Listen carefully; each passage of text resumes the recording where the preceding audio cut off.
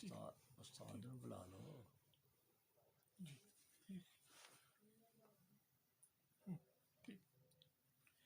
ان الحمد للہ اعوذ باللہ من الشیطان الرجیم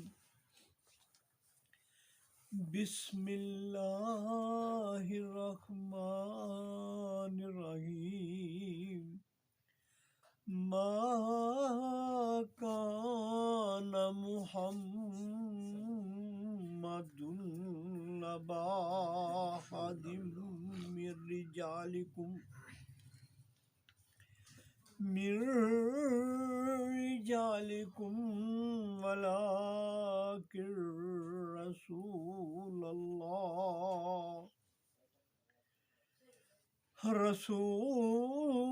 اللہ وخاتم النبیین وکان اللہ بکل شیء علیما. صدق اللہ العظیم. سبحانک لا علم لنا الا ما علمتنا انک انت العلیم الحکیم. رب اشرح لی صدری ویسر لی امری واحلل عقدۃ من لسانی یفقہوا قولی. رب یسر ولا تعسر وتمم خیر. میرے عزیز ساتھیوں جو سورۃ الاحزاب کی 40ویں آیت ہے، یہ بھی 40ویں. پچھلی جو پروگرام میں ہم نے بات کی ہے توبہ کی 40، وہ بھی 40ویں آیت تھی. 40ویں آیت کتنی بڑی اہم ہوتی ہے کہ قرآن مجید کے اندر، اس کا آپ اندازہ کر لیں. تو یہاں پہ اللہ تبارک تعالیٰ نے حضور اکرم صلی اللہ علیہ وسلم کا نام لے کے فرمایا ہے کہ ما کان محمد ابا احد من رجالکم، کہ محمد صلی اللہ تعالیٰ وسلم کسی جوان آدمی کے، کسی بالغ کے باپ نہیں ہیں. ولیکن رسول اللہ و خاتم النبیین، اور اللہ کے رسول ہے اور خاتم النبیین. یعنی یہاں سے نبوت کا سلسلہ جو ہے وہ ختم ہو گیا ہے، اب قیامت تک کوئی نبی نہیں آئے گا. وَقَانَ اللَّهُ بِكُلِّ شَيْءٍ عَلِيمًا، اور اللہ تعالیٰ کو ہر چیز کا علم ہے، اللہ جانتا ہے کہ اس کو کیا کرنا ہے. تو اسی نے اب یہ محسوس کیا کہ قیامت تک کے لیے اب یہ نبوت تو چلے گی، یہ محمد رسول اللہ صلی اللہ علیہ وسلم. سب سے بڑا جو اسلام کو خطرہ پیدا ہوا اور جس نے بہت نقصان پہنچایا اور جس نے بہت تکلیف پہنچائی، وہ ختم نبوت پہ حملوں کی صورت میں آغاز ہی سے پیدا ہو گئی تھی. آغاز ہی سے جب حضور اقدس صلی اللہ تعالیٰ علیہ وسلم نے اپنے نبوت کا اعلان کیا اور جب یہ سلسلہ آگے بڑھا اور جب اسلام کو طاقت ملی، تو حضور اقدس صلی اللہ تعالیٰ علیہ وسلم کی زندگی کے اندر ہی 4 لوگوں نے نبوت کا دعویٰ کر دیا. تو حضور اقدس صلی اللہ علیہ وسلم نے اپنی زندگی ہی میں سب سے یہی کہا کہ انا خاتم النبیین لا نبی بعدی، کہ میں خاتم النبیین، میرے بعد کوئی نبی نہیں. اور پھر حضور اکرم صلی اللہ علیہ وسلم نے بار بار مختلف موقع پہ اس بات کو آگادہ کیا. جیسے نبی صلی اللہ علیہ وسلم فرمایا کہ ابو ہریرہ رضی اللہ تعالیٰ روایت کرتے ہیں کہ میری مثال ایک ایسی ہے کہ جیسے کو بلڈنگ ہو، ایک عمارت ہو جو بنائی گئی ہو اور اس میں ایک اینٹ کی جگہ رہ گئی ہو، اور میں آیا ہوں اور میں نے اس اینٹ کو مکمل کر کے اس عمارت کو مکمل کر دیا. پھر حضور اکرم صلی اللہ تعالیٰ علیہ وسلم نے یہ فرمایا کہ میرے بعد کوئی نبی نہیں، اگر کسی نے نبی ہونا ہوتا تو عمر رضی اللہ تعالیٰ عنہ ہوتی. پھر ایک دفعہ سعد بن ابی وقاص رضی اللہ تعالیٰ سے روایت ہے کہ نبی صلی اللہ علیہ وسلم نے فرمایا کہ میری اور علی رضی اللہ تعالیٰ عنہ کی مثال جو ہے وہ اس طرح ہے جیسے موسیٰ اور ہارون کی ہے. بھائی تھے نا موسیٰ اور ہارون. لیکن وہاں بھی یہ بتا دیا کہ کسی کو غلط فہمی، کسی کو شائبہ نہ ہو جائے کہ کہیں علی رضی اللہ تعالیٰ کو نبی تو نہیں ہے. وہیں بتا دیا کہ لیکن یاد رکھنا کہ میرے بعد کوئی نبی نہیں، میں خاتم النبی. تو یہ بار بار، اور اللہ تعالیٰ نے قرآن مجید بھی بار بار اس ذکر کیا ہے، ان الدین عند اللہ الاسلام ومن یبتغی غیر الاسلام دینا فلن یقبل منہ وہو فی الآخرۃ من الخاسرین، کہ یہ بھی بتا دیا کہ اللہ کے نزدیک دین جو ہے اسلام ہی ہے. اب یہ اسلام ہے. اور یہی چلے گا اور قیامت تک چلے گا، اور محمد صلی اللہ علیہ وسلم کی نبوت ہی چلے گی، یہ بتا دیا، بار بار کہہ دیا۔ پھر فرما دیا کہ کہ کہ نبی صلی اللہ تعالی وسلم عمار صلی کا اللہ رحمت للعالمین، کہ ہم نے نبی صلی اللہ علیہ وسلم کو پورے عالموں کی رحمت کے لیے بھیجا، یعنی پورا سب کے لیے، ان کی وجہ سے ہی ان کو دین ملے گا، ان کو پیغام ملے گا، شریعت ملے گی۔ تو یہ کلیئر ہو گیا کہ نبی صلی اللہ علیہ وسلم کے بعد کوئی نبی نہیں ہوگا، لیکن اس کے باوجود نبوت کے دعوے دار 4 یاد رکھنا، میں چونکہ وقت میں اب مختصر میں نہ ہی ملوں گا، کسی اور موقع پہ ان کی زندگی کے بارے میں بتا دوں گا، لیکن 4 بندے جو ہیں جنہوں نے اس وقت نبی صلی اللہ علیہ وسلم کی زندگی کے اندر ہی دعویٰ کر دیا تھا۔ ایک اسود انسی کالے رنگ کا ہی تھا، بڑا جناب، بڑا عقل مند اور بڑا شاطر قسم کا، اور کہن تھا، اور یعنی اس طرح کے چلاک لوگ ہیں جیسے آج جو قادیانی جو فرقے کی بات ہے، یہ اسی مزاج کے، اسی ذہن کے، اس لیے سوچنا چاہیے آپ کو کہ اسے بلانا چاہیے کہ اسی طرح کا جو معاشرے کے چاروں ہی بڑے تیز ترار لوگ تھے جنہوں نے دعویٰ کیا۔ تو پہلے اسود انسی جو یمن کا تھا، اور اس نے اتنا بڑا نقصان پہنچایا کہ یمن کے پورے علاقے پر قبضہ کر لیا۔ یہ دوسرا جو تھا، یہ خیبر کے قریب علاقے میں طلحہ بن خویلد نام کا، اس نے بھی بڑا نقصان پہنچایا، اس سے بھی جنگیں ہوئی، یعنی انہوں نے طاقت کٹھی کر لی تھی۔ اور تیسری ایک عورت تھی، یاد رکھنا نام ہے نا، اسود انسی اور طلحہ بن خویلد، اور تیسری جو عورت تھی وہ سجا بنت حارث، سجا، اور چوتھا جو تھا وہ مسلمہ کذاب تھا۔ یہ مسلمہ کذاب جو تھا، اس نے بھی یہ بھی بڑا چلاک، بڑا جہاں دیدہ قسم کا انسان تھا۔ یہ نبی صلی اللہ علیہ وسلم کے پاس آیا، مسلمہ کذاب جو تھا، جس کا نام رکھا ہے۔ باقی تینوں کی زندگیاں تو میں کسی اور موقع پہ آپ کے سامنے رکھوں گا۔ یہ مسلمہ کذاب کی آج بات، جو ایک بہت بڑی جنگ اس کے ساتھ ہوئی تھی، اس کی آج بات کر لیتے ہیں۔ یہ مسلمہ کذاب جو تھا، مسلمہ، اس کا اصل نام ہے مسلمہ بن حبیب، اور یہ یمامہ، یہ ریاض کے قریب یمامہ، نجد کا علاقہ نا، جو وہاں گیا انہیں پتہ ہے کہ وہاں کا رہنے والا تھا، اور اس کی ایک قوم بنو حنیفہ، بنو یمامہ کے نام سے یہ قومیں ان کے ساتھ تھیں، اور یہ آیا نبی صلی اللہ علیہ وسلم کے پاس، اور نبی صلی اللہ علیہ وسلم کے پاس اس نے اسلام قبول کر لیا، آ کے کلمہ پڑھ کے اسلام قبول کیا، اور ساتھ ہی کہنے لگا کہ یا محمد، یا رسول اللہ صلی اللہ علیہ وسلم، میں نے آپ کا کلمہ پڑھ لیا، مجھے آپ اپنا خلیفہ بنانے، اپنا جانشین بنا لیں۔ تو نبی صلی اللہ تعالی وسلم کے ہاتھ میں چھڑی تھی، فرمایا کہ میں تجھے یہ چھڑی کے برابر بھی کوئی حصہ نہیں دوں گا، یہ سب اللہ کا ہے، اللہ کا ہی دین ہے، زمین اللہ کی۔ تو وہاں سے چلا گیا، اور اس نے وہاں پہ پراپیگنڈا کر دیا، وہاں پہ اپنے آپ کو یہ کر دیا کہ مجھے نبی صلی اللہ علیہ وسلم نے اپنا شریک بنا لی، جھوٹا۔ اور پھر خط لکھا کہ خط میں اس نے یہ لکھا کہ الہ محمد رسول اللہ صلی اللہ علیہ وسلم من مسلمہ رسول اللہ، اس طرح لکھا۔ تو انہوں نے کہا کہ آپ مجھے اپنے اقدار میں شریک کر لیں، اس طرح کی بات لکھی۔ تو حضور اقدس صلی اللہ علیہ وسلم نے اس خط کا جواب دیا، جو بھی تاریخ کے اندر ہے، کہ من محمد رسول اللہ الہ مسلمہ کذاب، یہاں سے مسلمہ کا نام کذاب ہوا، کہ مسلمہ کذاب کی طرف محمد صلی اللہ علیہ وسلم کی طرف سے ہے، کہ اور بتایا کہ اللہ ہی کی زمین ہے، اللہ ہی پوری زمین کا جس کو چاہے وراثت دے، اور اللہ ہی پوری کائنات کا مالک ہے۔ اس کا انہوں نے جواب دے دیا کہ تو کذاب کہہ دیا۔ پھر اس نے بڑی فوج کٹھی کر لی،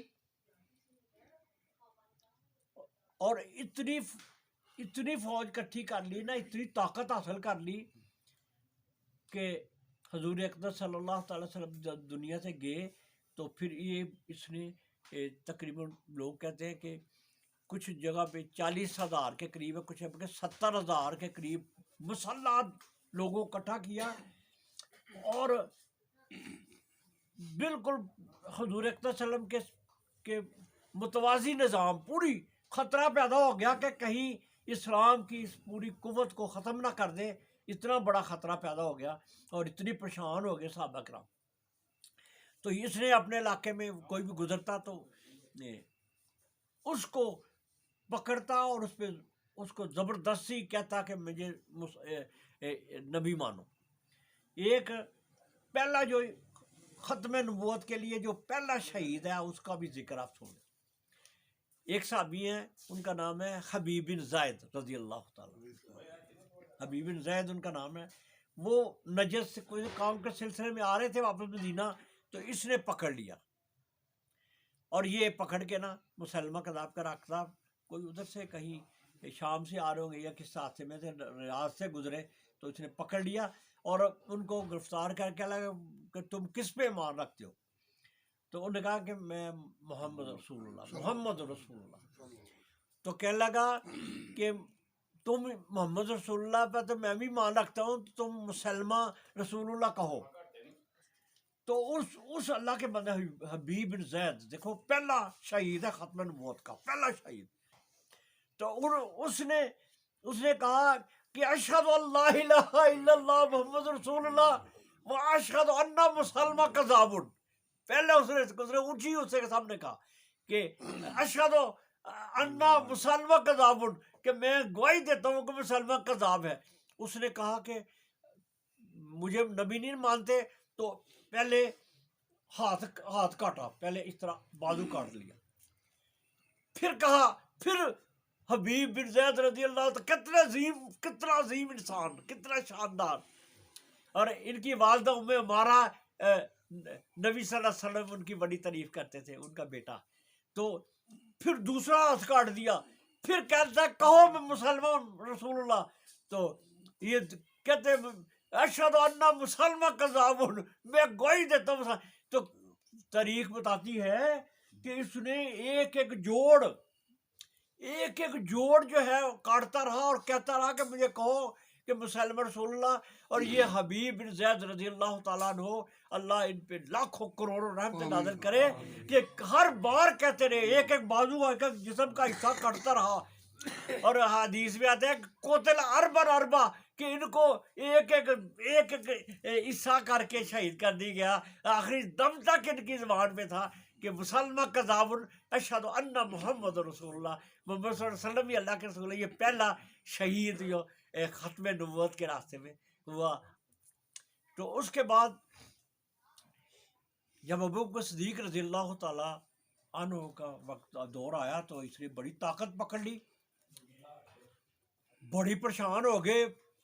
حضرت ابوبکر صدیق رضی اللہ تعالیٰ عنہ خطبے اپنا ممبر پہ کھڑے ہو کے خطبہ دینے لگے، رونے لگے، کہنے لگے او مدینہ والوں اٹھو، کوئی مدینہ میں نہ رہے، یہ بہت بڑا فتنہ ہے، اس فتنے کو ختم کرنا ہے، اس سے جنگ کرنی ہے، مسلمہ کذاب سے جنگ کرنی ہے، اس کو ختم کرنا ہے۔ اتنے پریشان کہنے لگے کوئی بندہ نہ رہے گھر۔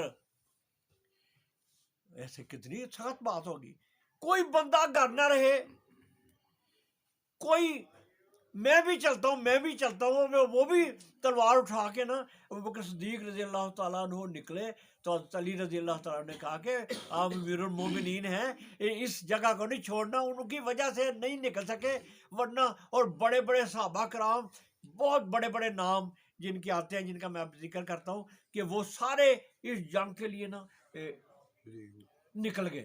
انہوں نے کہا کہ یہ مقابلہ ہے اسلام اور کفر کا، اسلام کی کو اس وقت بہت بڑا خطرہ ہے، تو نکلنا چاہیے۔ دیکھیں نا کہ جس بندے نے، ایک عام بندہ ہے، اور اس کی قوم دیکھے بد عقل، اس کی قوم کی دیکھے، بنو حنیفہ قوم کی جو کو نام تھا، بنو یمامہ کہتے تھے، اور قوم کیا تھی؟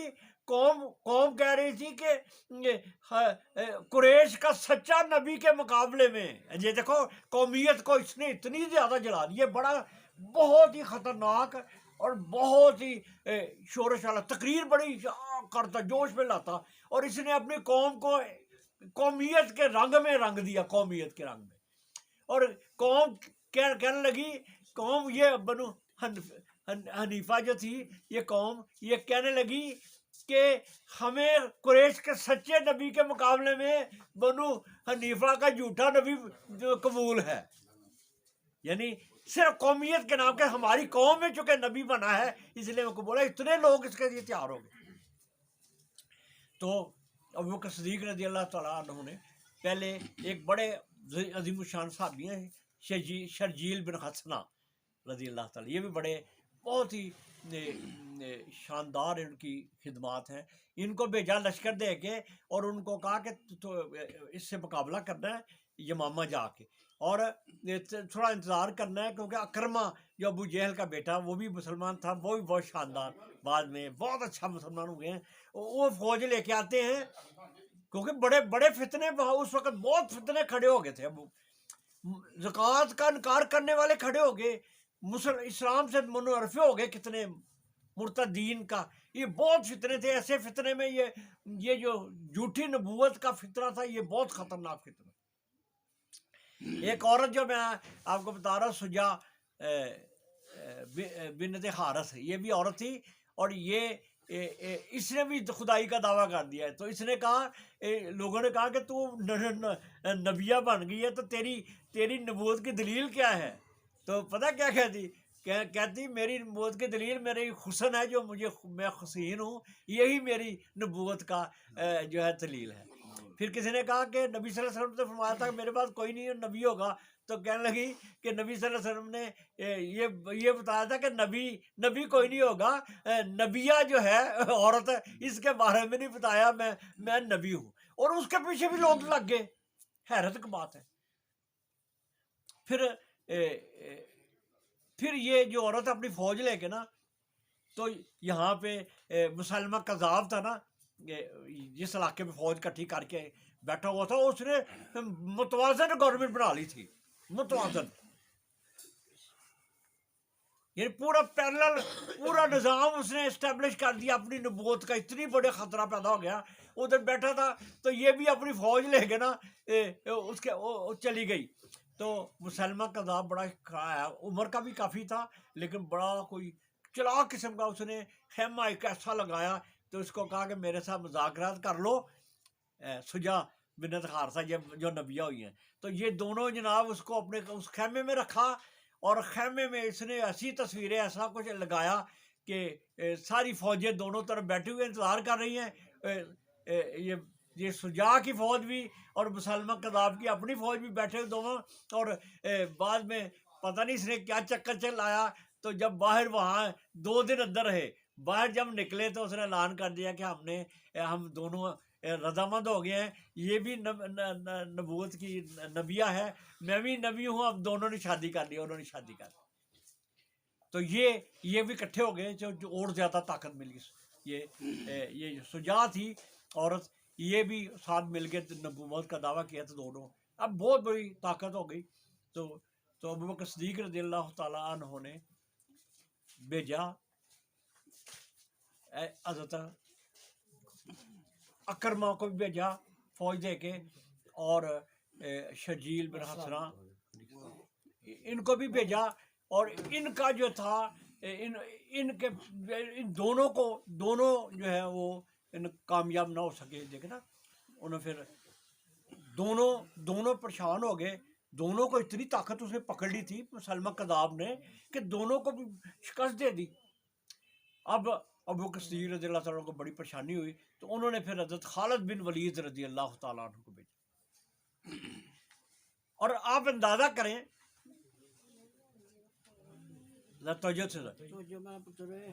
آپ اندازہ کریں کہ اس جنگ، اس سے پہلے حضور اقدس صلی اللہ علیہ وسلم کی غور سے میری یہ بڑی عام باتیں میرے ادھر توجہ کہ حضور اقدس صلی اللہ علیہ وسلم کی زندگی میں غزوہ بدر ہوئی، غزوہ احد ہوئی، خندق ہوئی، غزوہ خیبر ہوا، فتح مکہ ہوا، کتنی جنگیں اور کتنے ہوئے، اور ان پوری جنگوں میں 259 آدمی شہید ہوئے تھے، 259 آدمی، یاد رکھنا۔ اور اس جنگ میں کتنی خطرناک یہ کتنی تھی کہ مدینہ منورہ کے لوگ جو تھے وہ کیا کرتے تھے کہ اس سے پہلے اتنی سخت جنگ نہیں ہم نے دیکھی، اور اس کے بعد بھی اتنی سخت جنگ نہیں دیکھی۔ یہ جنگ یمامہ جو تھی، یہ جنگ کتنی خطرناک۔ تو حضرت ابوبکر رضی اللہ تعالیٰ نے، خالد بن ولید رضی اللہ تعالیٰ، یہ شام کے محاذ پہ تھے، اور وہ دوسرے فتنوں کو ختم کر رہے تھے، اور دوسرے مدعین نبوت سے لڑ رہے تھے، ان کو پھر ادھر بھیجا۔ جب حضرت خالد بن ولید رضی اللہ تعالیٰ عنہ آئے، اور ان کے ساتھ بڑے بڑے جید صحابہ کرام تھے، جنگ شروع ہوئی،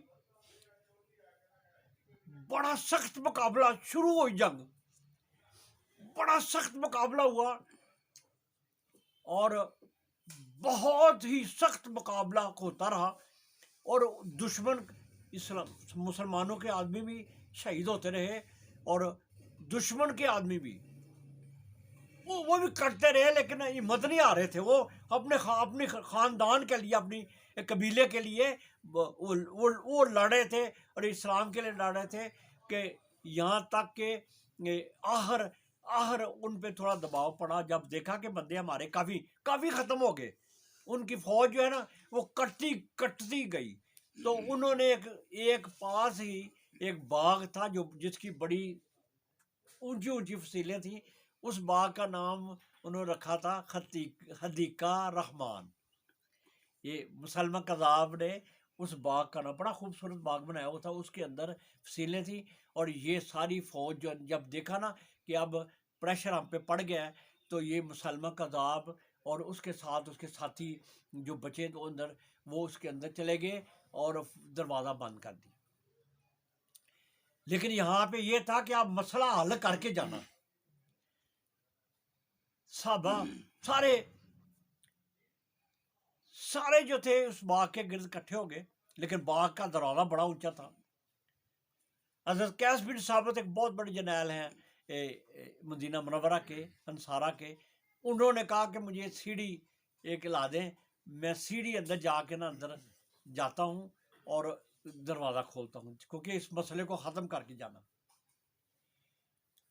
سیڑھی کو ٹائم لگنا تھا، تو ایک اور صحابی ہیں جو انس بن مالک رضی اللہ تعالیٰ کے بھائی ہیں، برا بن مالک رضی اللہ تعالیٰ، یہ دیکھیں جوانی، یہ کتنی اندر جذبہ پیدا ہو گیا تھا کہ اس مسئلے کو حل کرنا ہے۔ حضرت برا بن مالک جو انس بن مالک رضی اللہ تعالیٰ کے بھائی ہیں، وہ عجیب ہی جذبے کے اندر عجیب ہی حالت ہو گئی ان کی، وہ سب کو کہنے لگے مجھے اٹھا کے اندر پھینکو۔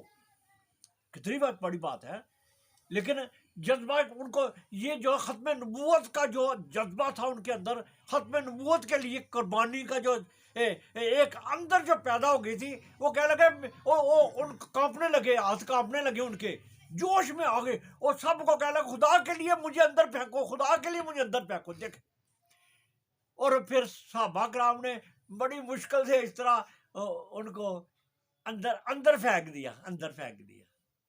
اور جب وہ اندر گئے تو کتنے وار آگے، اندر تو دشمن بیٹھا تھا نا، دشمنوں میں جا کے کتنے وار لگے اور کتنا مقابلہ ہوا، اس کے باوجود انہوں نے دروازہ کھول ہی دیا۔ دیکھیں کیسی بڑی بات ہے، ان کو بڑے زخم آئے۔ اور ایک قیس بن ثابت کی جو بات کی، وہ بھی انہوں نے بھی بندوبست کر لیا، وہ بھی اندر چلے گئے، اور انہوں نے بھی دروازہ کھولنے کی کوشش کی، لیکن یہ حضرت برا بن مالک یہ پہلے گر گئے، انہوں نے دروازہ کھول دیا۔ جب دروازہ کھلا تو سارے کے سارے مسلمان جو ہیں مجاہدین اندر گئے، اور حضرت خالد بن ولید رضی اللہ تعالیٰ عنہ نے اونچا دیکھا مسلمان کذاب بیٹھا ہوا ہے، تو کہا یا عدو اللہ، اے اللہ کے دشمن، اور ایک نیزہ پکڑ کے مارا، اور اس نیزے کے راستے میں نا اس کے فضائی، اس کے جو دیکھے کتنے قربانی دین، وہ آگے اس کو نیزہ نہیں لگا اور نیزہ بچ گیا۔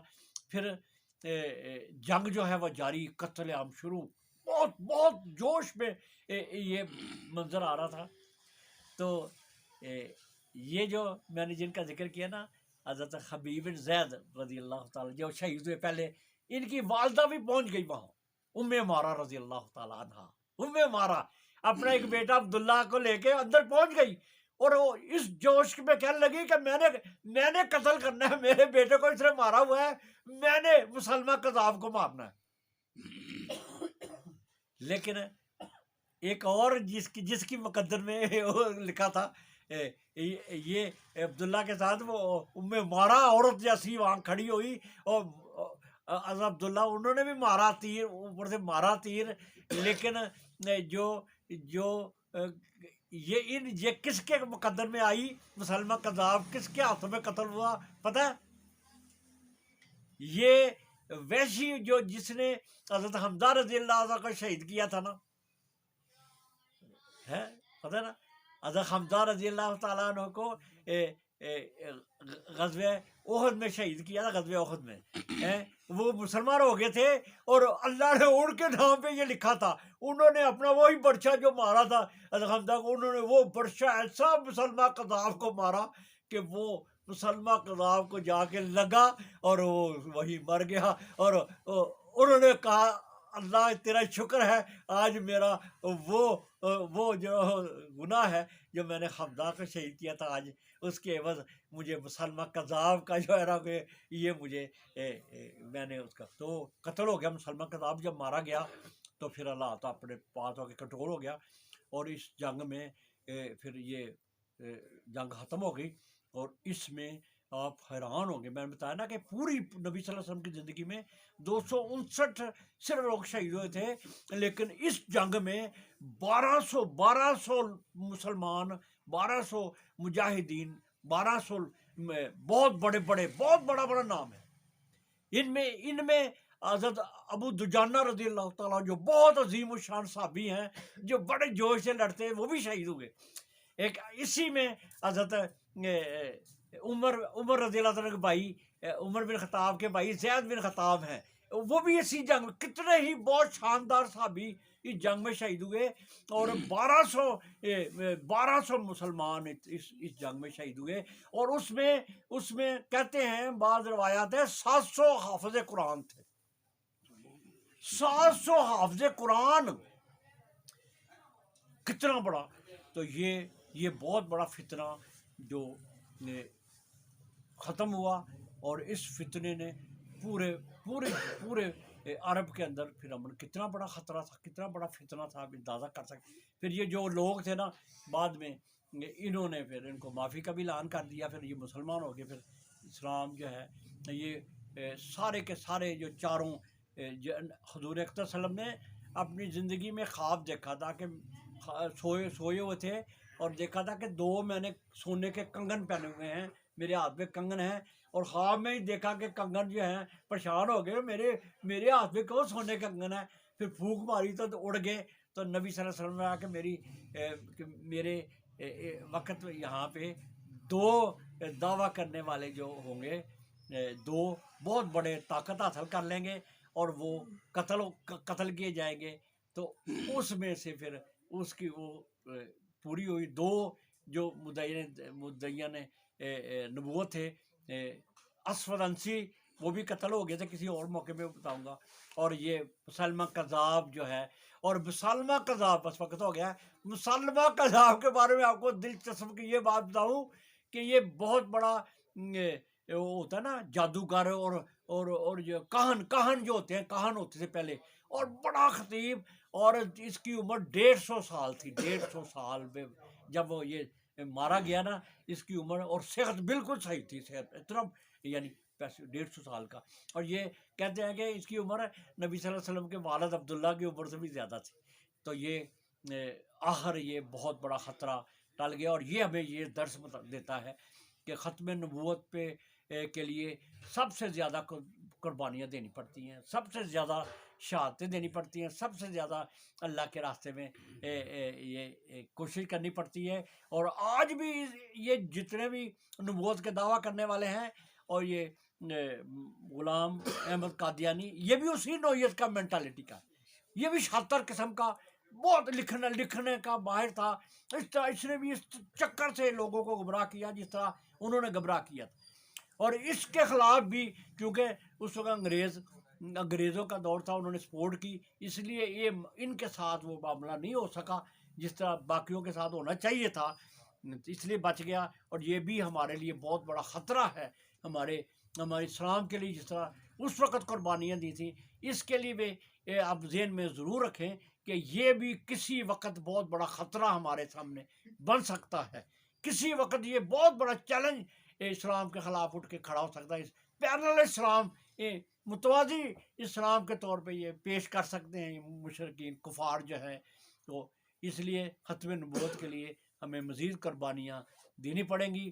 اللہ تعالیٰ سے دعا ہے کہ اللہ تعالیٰ یہ معرکہ جو جنگ یمامہ ہے، اس میں جو ہمیں درس ملتا ہے، اس میں جو ہمیں سبق ملتا ہے، اس کو سمجھنے کی توفیق عطا فرمائے.